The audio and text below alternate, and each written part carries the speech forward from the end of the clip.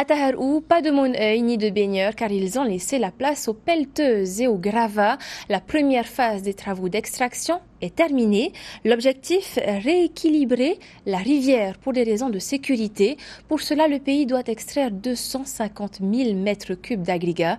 La solution est loin de faire l'unanimité auprès des associations de protection environnementale. Elodie Sartou et Brandy Tevero.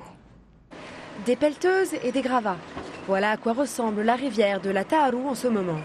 Les travaux d'extraction, à l'initiative du pays, ont pour but de protéger la population. Pourtant, ils inquiètent riverains, associations et syndicats.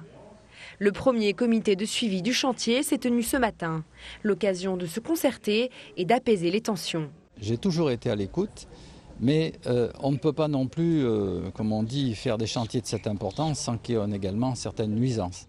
Bruit, pollution, boue, les habitants sont loin d'être épargnés.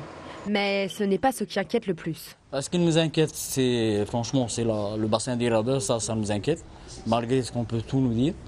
On a eu l'expérience à Papéry, une rivière, ils ont voulu la faire. L'association qui a agi à Papéry a prouvé par A plus B qu'on perdait nos berges, donc nos plages.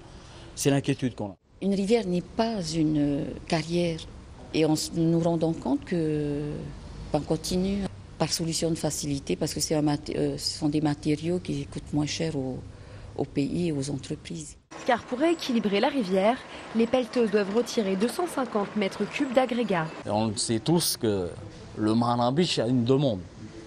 Ce projet demande beaucoup de gravats.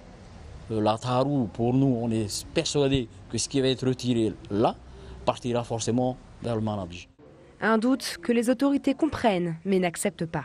Les extractions de la rivière, on va les utiliser pour des travaux de la direction d'équipement, exclusivement. Ce chantier de 2 milliards de francs se déroule en 3 phases et durera plusieurs années avant que la rivière ne retrouve son calme.